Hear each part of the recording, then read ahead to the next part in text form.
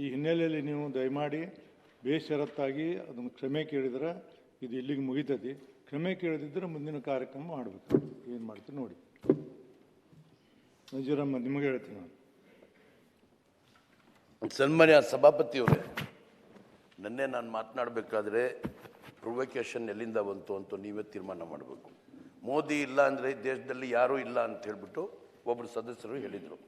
ನಮಗೆ ಮೋದಿ ಅಂತ ಹೇಳ್ಬಿಟ್ಟು ಅಮೆರಿಕಲ್ಲಿ ಹೋಗಿ ಹೇಳಿಬಿಟ್ಟು ಇವತ್ತಿನ ದಿವಸ ರಾಷ್ಟ್ರದಲ್ಲಿರ್ತಕ್ಕಂಥ ಕಾರ್ಖಾನೆಗಳೆಲ್ಲ ಕ್ಲೋಸ್ ಆಗಿದೆ. ಕಾರ್ಮಿಕರು ಇಲ್ಲ, ಫಸ್ಟ್ ಮಾತಾಡೋದಕ್ಕೆ ಅವಕಾಶ ಕೊಡಿ ಸಭಾಪತಿಗಳೇ. ಕಾರ್ಖಾನೆಗಳೆಲ್ಲ ಕ್ಲೋಸ್ ಆಗಿದೆ, ಕಾರ್ಮಿಕರೆಲ್ಲ ಬೀದಿಗೆ ಬಂದಿದ್ದಾರೆ. ಹಿನ್ನೆಲೆ ಬೇಕಾಗಿಲ್ಲ ನಮಗೆ. ಹಿನ್ನೆಲೆ ಬೇಕಾಗಿಲ್ಲ.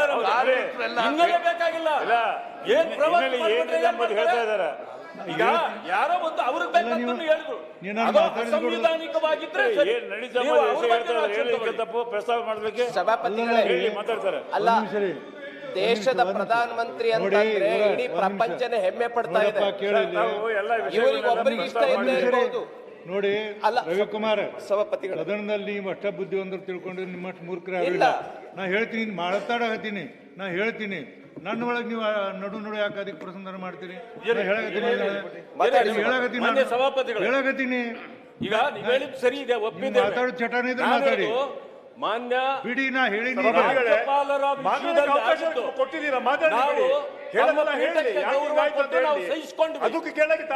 ಸಹಿಸಿಕೊಂಡ ತಕ್ಷಣ ನೀವು ಅವಕಾಶ ಯಾಕಂದ್ರೆ ಅವ್ರು ಭಾಷಣ ಮಾಡ ಅಂತ ಆ ರೀತಿ ಸರಿಯಾಗಲ್ಲ. ಅದು ಅವಕಾಶ ಮಾಡಿಕೊಡಿ. ಆಮೇಲೆ ಏನ್ ಹೇಳಿದ್ರೆ ಮಾಡಿ ನೀವು. ಆಯ್ತು. ಸಭಾಪತಿ ಪೀಠದಿಂದಲೇ ಹೇಳಿದ್ರೆ ಅಕ್ಷಮ್ಯ ಅಪರಾಧ ಅಂತ. ಆ ಪೀಠದಿಂದ ಮತ್ತೇನು ಉತ್ತರ ಬರುತ್ತೆ ನೋಡೋಣ. ನಜೀರವ್ರ, ನಾನು ನಿಮ್ಗೆ ಹೇಳಿದ್ನಲ್ಲ, ರಿಪೀಟ್ ಮಾಡೋದಿಲ್ಲ.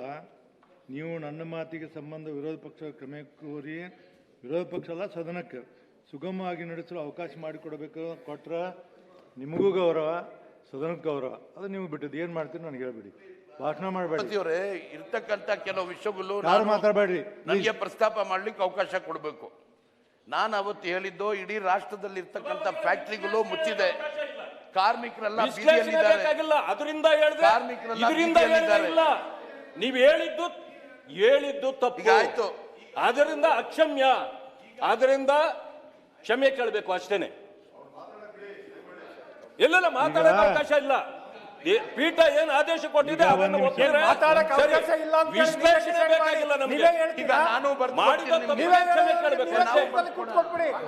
ನೀವೇ ಪೀಠದಲ್ಲಿ ಕುಂತ್ಕೊಂಡ್ಬಿಡಿ. ಇಲ್ಲಾಂದ್ರೆ ನೀವೇ ಬೆಂಬಲಿಸ್ತೀರಾ? ನೀವು ಅವರು ಹೇಳಿದ್ದನ್ನು ಬೆಂಬಲಿಸ್ತೀರಿ ಅಂದ್ರೆ ಹೇಳಿ. ಸಭಾನಾಯಕರೇ, ಅಲ್ಲಲ್ರಿ, ಒಂದು ನಿಮಿಷ. ಒಂದು ಟ್ರ್ಯಾಕಿಗೆ ಹೊಂಟಿದೆ, ಅದು ಮುಗಿಲಿ, ಆಮೇಲೆ ನೀವು ಹೇಳಕತ್ತಿರ. ನಿಮ್ಗೆ ವಿಶ್ಲೇಷಣೆ ಬೇಡ. ಆಯ್ತು ರೀ, ಆಯ್ತು. ಕೇಳ್ಬೇಕಾಗತಿ. ಒಮ್ಮಿಗೆ ಎಲ್ಲ ನೀವು ಹೇಳ್ದಂಗೆ ಆಗುದಿಲ್ಲ. ನಜೀರಮ್ಮದವ್ರ, ಸಭಾಪತಿಯವರ, ಇವತ್ತು ನಾವು ಬೆಳಗ್ಗೆ ಬಂದಾಗ ಪ್ರಾರಂಭ ಮಾಡಿದಾಗ ಸನ್ಮಾನ್ಯ ರವಿಯವರು, ಇದು ಏನು ಪಾಕಿಸ್ತಾನ ನಾಲ್ಗೆನಾ? ಇದು ಪಾಕಿಸ್ತಾನ ನಾಲ್ಗೆಲ್ಲ ಇಲ್ಲಿ ನಡೆಯಲ್ಲ ಅಂತೇಳಿ. ನಾವು ಹುಟ್ಟಿ ಬೆಳೆದಿರೋದು ಇಂಡಿಯಾದಲ್ಲಿ, ಕರ್ನಾಟಕದಲ್ಲಿ. ನಾವೇನೋ ಪಾಕಿಸ್ತಾನದಿಂದ ಬಂದಿದೀವ? ಪ್ರಧಾನಮಂತ್ರಿ ಬಗ್ಗೆ ಹಂಗೆ ಹೇಳೋರು ಏನ್ ಹೇಳ್ಬೇಕು ಮಾಡ್ರಿ? ದೇಶದ ಪ್ರಧಾನಮಂತ್ರಿಗಳ ಬಗ್ಗೆ ನೀವು ಮಾತಾಡಿದ ಸಸ್ಪೆಂಡ್ ಮಾಡಿ ಅವ್ರಿಗೆ. ದೇಶದ ಪ್ರಧಾನಮಂತ್ರಿಗಳ ಬಗ್ಗೆ ಹಂಗೆ ಮಾತಾಡೋರು ಏನಂತ ಸಮರ್ಥನೆ ಮಾಡ್ಕೋತೀರಿ ನೀವು? ನೋಡಿ ಇವರೇ, ಪಾಕಿಸ್ತಾನದಲ್ಲಿ ಆಗಿದ್ದು ಚಾಲನೆ ಮಾಡೋರು ಮೊದಲು ಭಾರತ ದೇಶದವರು ಮಾತಾಡೋದಿಲ್ಲ.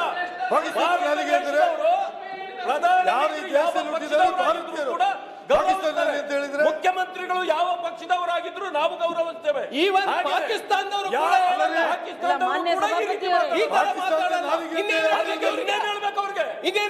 ಇದಕ್ಕಿಂತ ಒಳ್ಳೆ ಪದಗಳು ಏನ್ ಹೇಳ್ಬೇಕು ಅವ್ರಿಗೆ? ಸನ್ಮಾನ ಮಾಡ್ಬೇಕಾಗಿಲ್ಲ. ಇದು ಅಪಮಾನ. ಸನ್ಮಾನ್ಯ ಸಭಾಪತಿಯವರೇ, ನನಗೊಂದು ಅವಕಾಶ ಕೊಡಬೇಕು. ಈಗ ಪ್ರತಿ ದಿವಸ ನಾವು ಯಾರು ಇಡೀ ಕರ್ನಾಟಕದಲ್ಲಿ ಇರೋರು ಯಾರು ಕೂಡ ಪಾಕಿಸ್ತಾನಿ ಜ್ಞಾಪಕ ಮಾಡ್ಕೊಳ್ಳಲ್ಲ. ಆದ್ರೂ ಪ್ರತಿ ದಿವಸ ಹತ್ತಾರು ಪಾಕಿಸ್ತಾನ ಜ್ಞಾಪಕ ಮಾಡ್ಕೊತಾರೆ. ಅದ್ಯಾಕೆ ಜ್ಞಾಪಕ ಮಾಡ್ಕೊತಾರೆ ಏನೋ ಗೊತ್ತಿಲ್ಲ.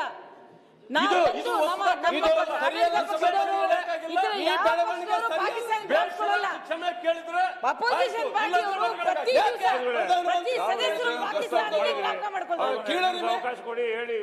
ತಾವು ಹೇಳಿರ್ತಕ್ಕಂಥ ರೀತಿಯಲ್ಲಿ ಅವರು ಸ್ಪಂದನೆ ಮಾಡ್ತಾರೆ. ಮಾತಾಡಿ ಸೂಚನೆ ಕೊಟ್ಟಿದ್ರಿ.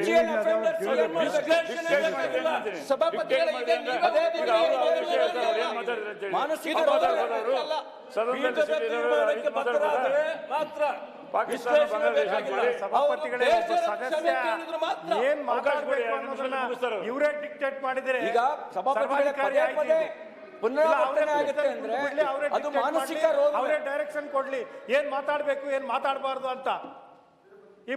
ಒಬ್ಬ ಭಾರತೀಯ ನಾಗರಿಕ ಹಿಡ್ಕೊಂಡು ಪಾಕಿಸ್ತಾನ ನಾಲಿಗೆ ಅಂತ ಮಾತಾಡೋದು ಎಷ್ಟರ ಮಟ್ಟಿಗೆ ಸಮಂಜಸ?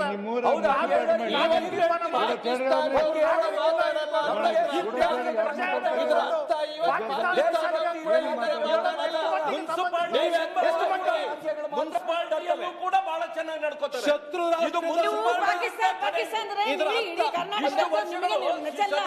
ಬೆಳಗ್ಗೆಯಿಂದ ಸಂಜೆ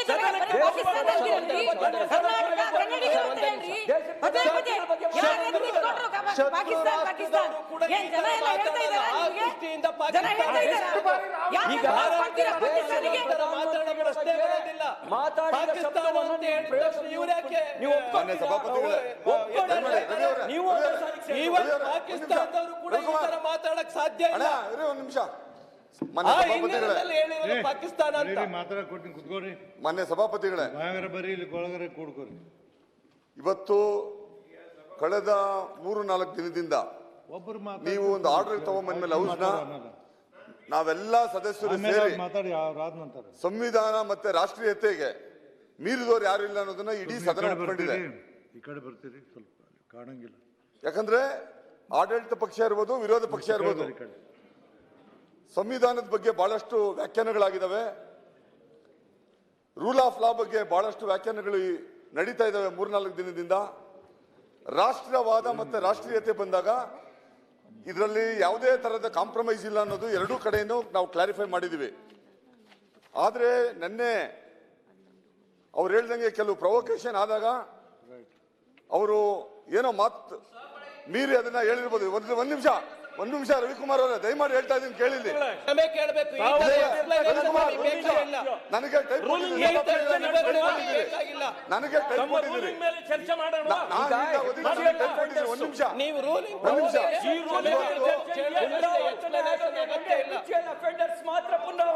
ಸಭಾಪತಿಗಳೇ, ಆದ್ರೆ ಅವರು ಹೋರಾಟ ಮಾಡಿರೋರು ನಾವು.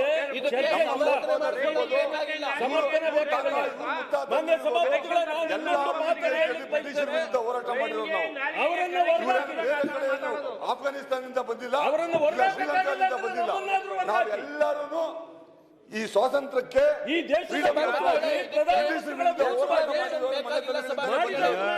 ಹಂಗಾಗಿ ಸಭಾಪತಿಗಳೇ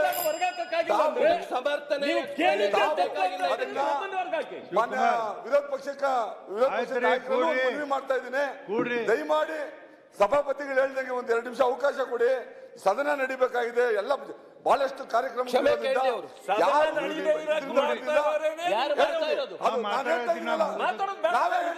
ಸಂವಿಧಾನ ರಾಷ್ಟ್ರವಾದ